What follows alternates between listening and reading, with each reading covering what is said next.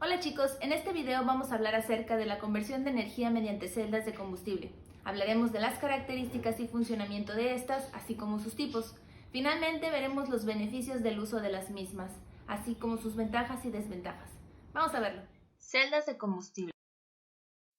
Las celdas de combustible son dispositivos electroquímicos que transforman la energía química en energía eléctrica, generando como subproductos calor y agua a partir de los reactivos utilizados en el proceso. En 1839, William Grove desarrolló la primera pila de combustible, utilizando un par de electrodos y un electrolito ácido. Sin embargo, debido a los problemas de corrosión de los electrodos y la inestabilidad de los materiales, la celda de Grove no fue práctica, dando como resultado una investigación posterior casi nula. Pasaron muchos años con las celdas en el olvido, hasta que en 1959 Francis Bacon fabricó una pila de combustible de 5 kilowatts que era capaz de accionar una máquina de soldadura.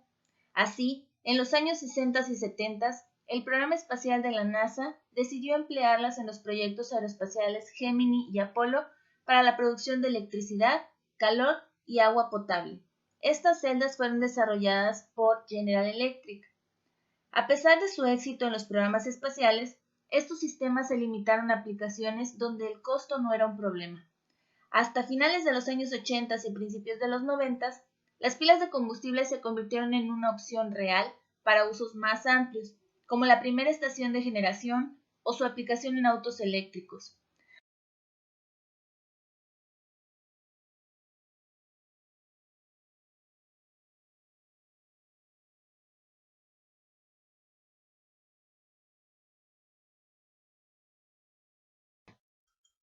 Una celda de combustible es un dispositivo de conversión de energía. La diferencia entre esta y una batería recargable es que necesita de un combustible y un oxidante. Mientras que tengan un flujo constante, podrán generar energía de manera indefinida.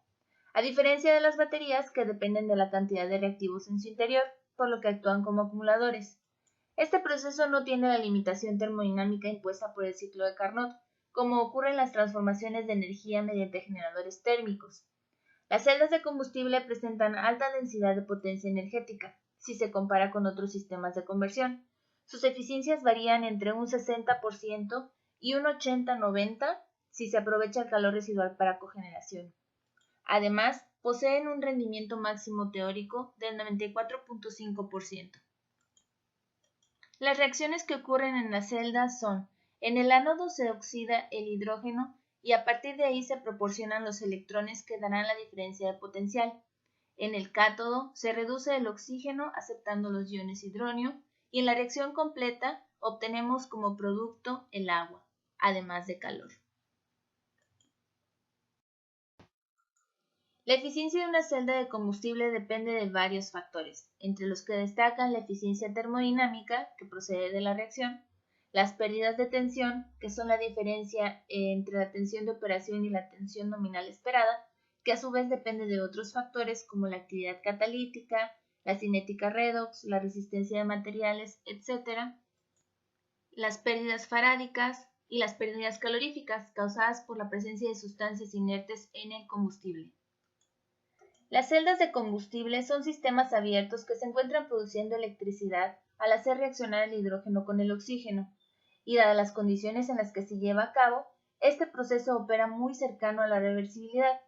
Esto es porque el combustible y el comburente no entran en contacto directo. De igual manera, el trabajo eléctrico se obtiene de forma directa. Cuando se da el paso de corriente de un electrodo a otro por medio de una carga eléctrica, el potencial reversible o de circuito abierto puede manifestar modificaciones debido a la aparición de irreversibilidades. Estas se deben a factores como las polarizaciones de activación, concentración y ómicas.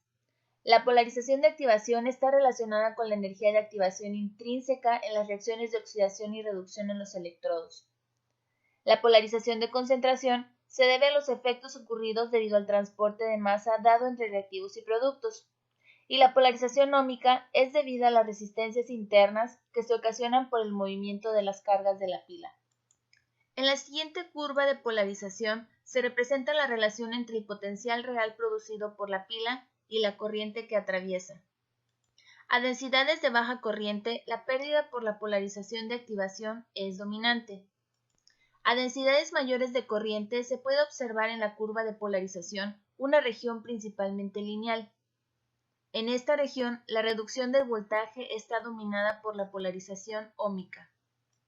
A densidades de corriente muy altas, la reducción del voltaje está dominada por la polarización por concentración. En el siguiente esquema podemos identificar los principales componentes de una celda, así como su funcionamiento.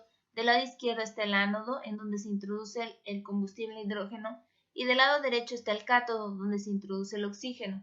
En el lado del ánodo, el hidrógeno se oxida para ceder sus electrones y que fluyan a través de una carga, generar una diferencia de potencial. Los iones de hidrógeno pasan a través del electrolito hacia la cámara catódica, en donde se encuentran con el oxígeno reducido, por lo tanto, estos se combinan y forman el agua. El agua es el subproducto de esta reacción. En este esquema particular, la reacción está dada con hidrógeno y la membrana o el electrolito es selectiva hacia los iones positivos. Sin embargo, en otro tipo de electrolitos y en otro tipo de combustibles también, la membrana o el electrolito puede ser susceptible a los iones negativos y también se van a encargar de la misma función de transferirlos hacia la siguiente cámara para completar la reacción y generar los subproductos. Las celdas de combustible cuentan con una estructura general que puede cambiar de acuerdo con su prototipo y aplicaciones. A continuación se describen sus partes más importantes. Electrodos. En los electrodos se realizan las reacciones electroquímicas que permiten transformar la energía química en eléctrica. Aquí se realiza el intercambio de los iones hacia el electrolito y de los electrones hacia el circuito exterior. En el ánodo se verifica la reacción de oxidación del combustible, liberándose los electrones que fluyen al circuito externo. En este caso, el ánodo libera también protones que avanzan hacia el cátodo por el electrolito. En el cátodo se verifica la reducción del oxidante, consumiendo los electrones que llegan por el circuito externo. La capa difusora sirve como soporte mecánico para los electrodos. Esta debe ser porosa, hidrofóbica, químicamente estable y buena conductora de electrones. Cumple una función estructural y permite el paso de las sustancias que alimentan a la celda, ayudando a distribuirlas de manera uniforme y eliminar los productos de la reacción. El electrolito es el medio encargado de transportar los iones de un electrodo a otro. Debe de ser un material aislante con el objetivo de obligar a los electrones a pasar al circuito externo para poder extraer el trabajo de la celda. Además, el electrolito debe servir de separación entre el combustible y el comburente, de modo que no se verifique una reacción de combustión, sino una de redox. El electrolito puede ser sólido o líquido. Usualmente un electrolito sólido se conoce también como membrana.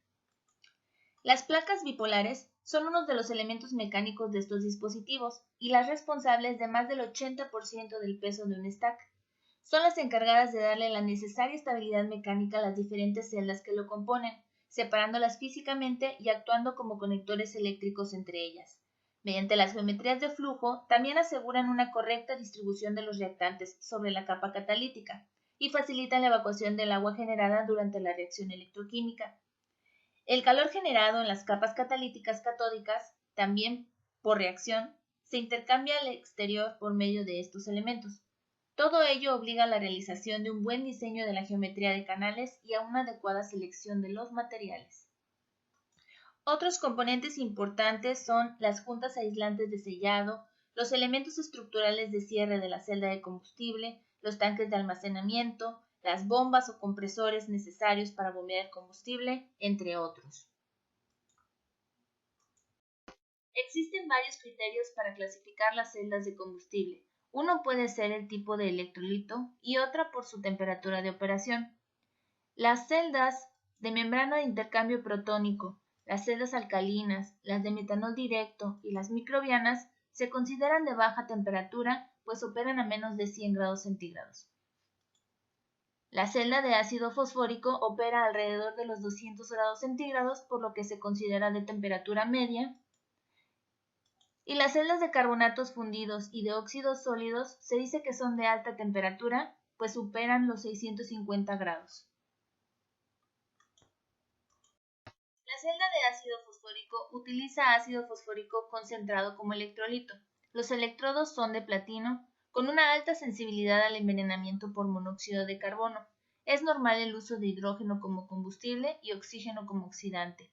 El electrolito se retiene en una matriz, habitualmente de carburo de silicio. Los catalizadores utilizados para el cátodo son uno de los inconvenientes de este tipo de tecnología, ya que necesitan gran cantidad de platino para poder promocionar la reacción de reducción de oxígeno. Se consideran la primera generación de celdas de combustible modernas.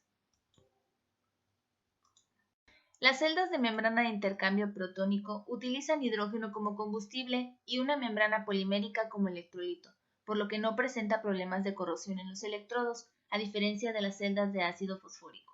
La estructura formada entre electrodos y electrolito es muy fina y suelen estar conectadas mediante placas bipolares formando pilas compactas.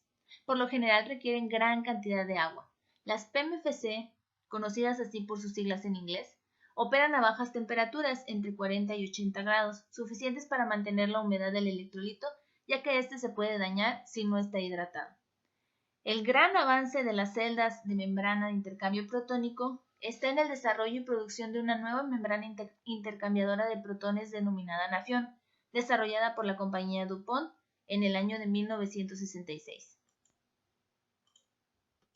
La celda de carbonatos fundidos es una celda que tiene como electrolito una sal fundida, que es una mezcla bifásica de carbonatos metálicos como litio y potasio o litio y sodio, contenido en una matriz cerámica porosa de óxido de aluminio y litio.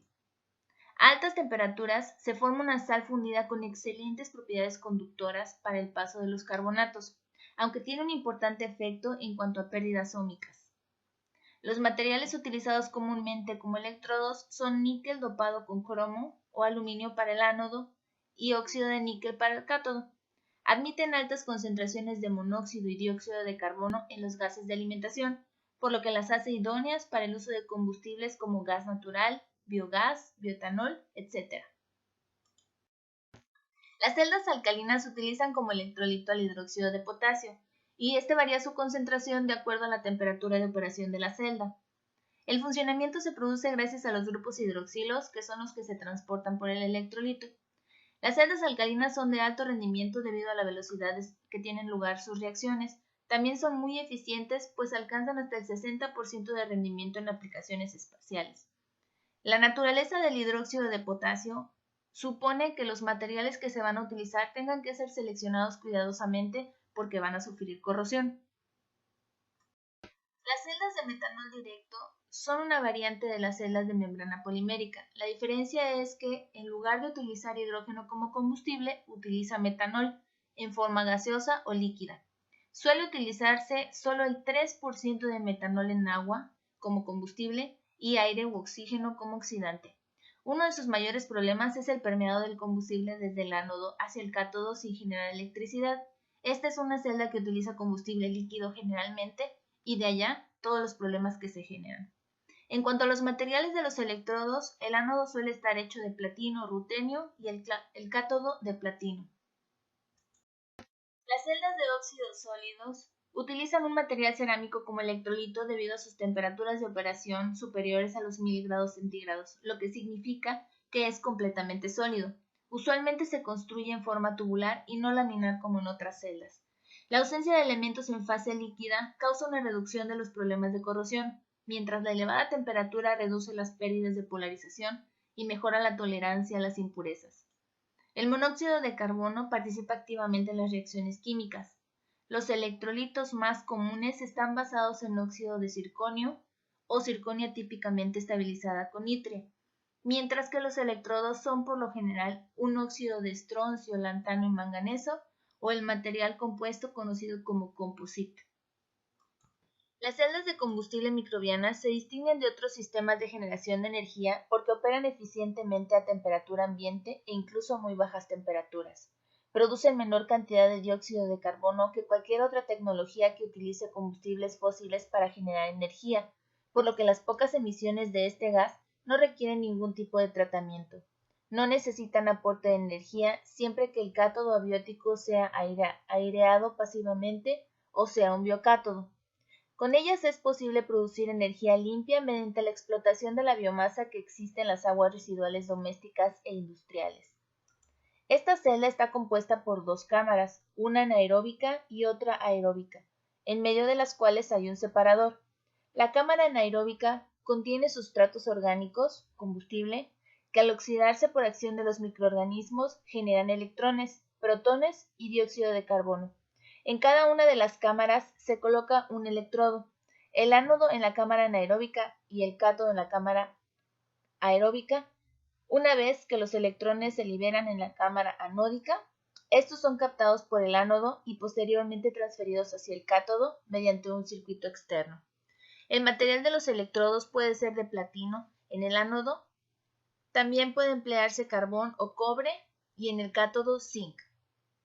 Dentro de las principales ventajas ambientales que supone el uso de celdas, podemos mencionar las altas eficiencias en la utilización del combustible, que no se emiten contaminantes, que se reduce el peligro medioambiental inherente a las industrias extractivas y que su funcionamiento es silencioso. Como beneficio a la ingeniería destaca la admisión de diversos combustibles porque ya vimos que no solamente se utiliza el hidrógeno, sino pueden ser otros.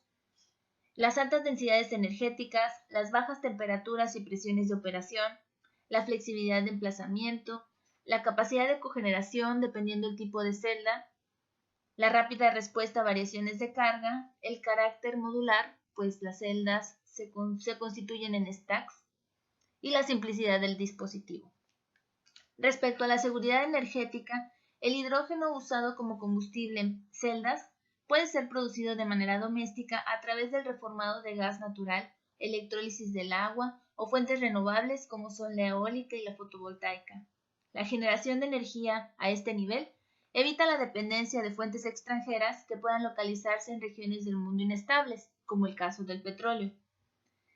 Un sistema de celdas de combustible residencial permite una independencia a sus habitantes respecto a la red de suministro eléctrico, la cual puede tener irregularidades.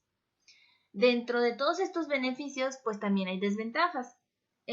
Unas de las principales son que la obtención del hidrógeno puro, pues es costoso, además de que los sistemas de abastecimiento y de suministro, pues también lo son. A tratarse de una tecnología en desarrollo y contar todavía con una baja demanda de unidades, su precio no puede competir hoy por hoy con el de las tecnologías convencionales. Respecto a la flexibilidad de operación, considerando los diferentes tipos de celda, es necesario aclarar qué tipo de tecnología es la más adecuada para una aplicación determinada.